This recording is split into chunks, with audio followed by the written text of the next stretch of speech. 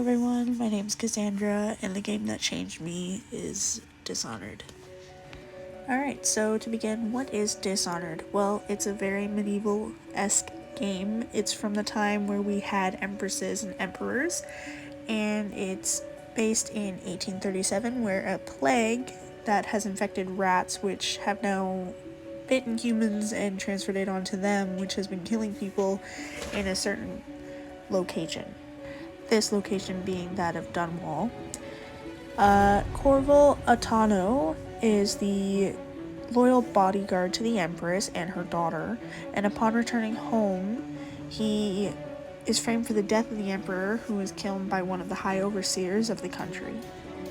He is then snuck a letter from a friend with his cell key, which in turn helps him escape the prison that he's being held by, and also to avoid his execution 6 months later. During his departure, he's met by the Outsider, whom is someone we don't really get to know very well in the first game.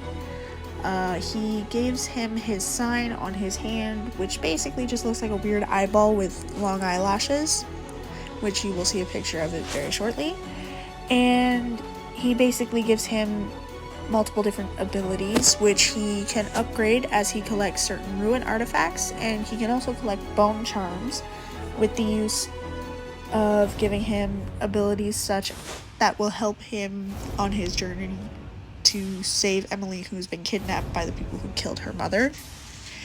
And these bone charms and the ruins are found through using a heart that pulsates the closer you get to said ruin. After being given the gifts by the Outsider, he then goes on his journey to bring Emily back home, clear his name, and he intends to take down the entire empire that has gone against the Empress and give Emily back her home and her rightful heir to the throne, so she becomes crowned Empress, which is what she's entitled to. He becomes a father figure to Emily, and this is continued on through the rest of the main 3 games. There are other side games, but for this I'm focusing on just Dishonored. Moving on to the structure of the game. The structure of the story, you basically begin as a simple bodyguard.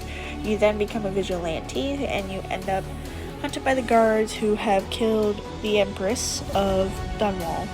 You then meet a strange man who gives you special abilities, and then you go out killing certain overseers in order to bring Emily back her home. Your adventure is based on how you choose to play the game, so you can play either non-lethal or lethal, and based on these choices you get different endings based on the story that you are choosing to follow. So basically it starts off as a blissful community, you come back from an adventure, and you're immediately swooped into being a murderer, and you now have to clear your name and save the Empress's daughter who has been taken from your custody, and you also have to redeem the Empress's throne. So for this game specifically, the cornerstone at which you are building the experience of the game is Corvo. You are taking his experiences based on your choices, and in that you are led to different endings that the player is able to achieve.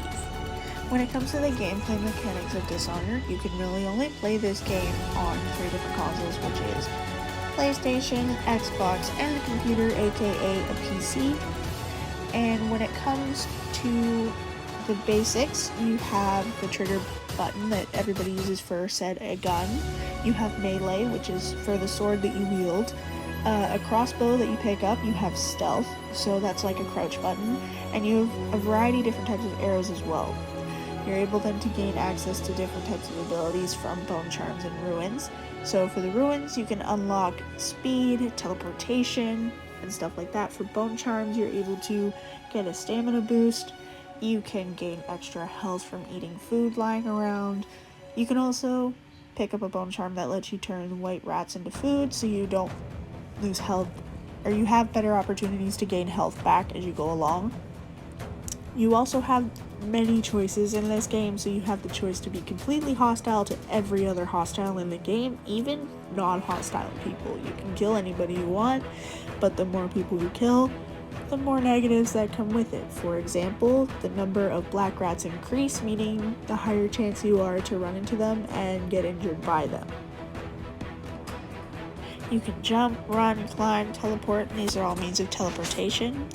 The game mechanics don't really affect the gameplay specifically that much on their own, but when mixing them together, it changes the whole entire outcome of the game. So the more lethal you are, the harsher your ending is going to be. The less lethal you are, the more opportunities you might get, and you lose the whole increased rat numbers altogether. But there's always a lose for a situation and a win, so it doesn't matter what you do. If you're lethal or non-lethal, you get different outcomes. So it's very much a non-linear game, whereas depending on the choices you make, there's other opportunities that you can achieve. So for the pictures on the screen, I just want to give a little detail. The top one is the outsider symbol. Obviously, to the left you have a controller, just a basic controller. To the right middle picture you have a bone charm. This is what they look like. And at the bottom are 5 of the different type of runes you can collect on your journey. The rules are pretty simple. Kill or be killed, don't get seen or be killed. So your main goal is to save Emily and restore peace, bring her back to her home, get her home back from the evil people who've taken it away from her, and do your job to protect Emily like the Empress asks you in the beginning of the game.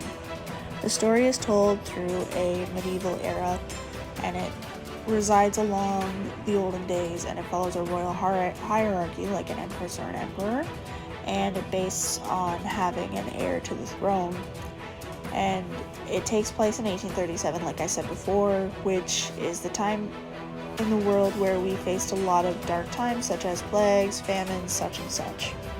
This game relies heavily on video animations, and it's also accompanied by certain characters' actions, and it also is very heavily based on certain pieces of dialogue. So throughout the game you can find letters, journals, books with a whole bunch of lore. If you're really into game lore, it focuses on a lot of treachery along with traitors.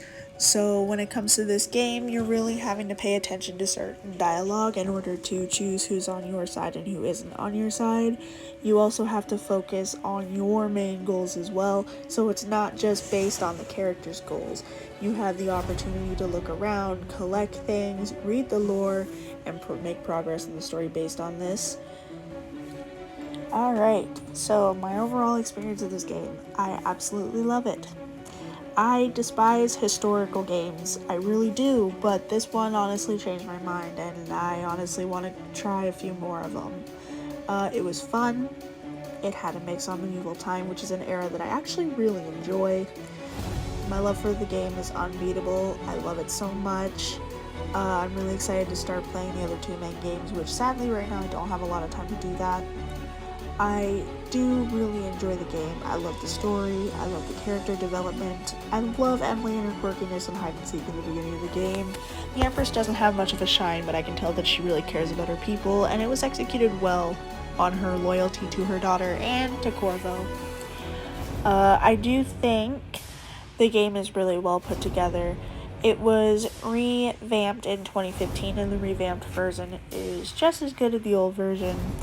It's beautifully executed. The idea of the medieval environment mixed with the whole entire idea of the assassin type vibe that Corvo has. I just love it to pieces. I love the stories of assassins, and this is really what the vibe is for me. I love the game through and through. I played it from start to finish. I enjoyed it thoroughly. I thought it was fun, exciting, and overall, I would play it over again. Lastly, I'd like to say thank you for listening. I hope you enjoyed. I apologize that I can't give this presentation in person. There's a lot of family circumstances in my life right now, and I'm just not able to be there. I appreciate you taking the time to listen, and I hope you guys enjoyed. I hope you guys give the game a try, and goodbye!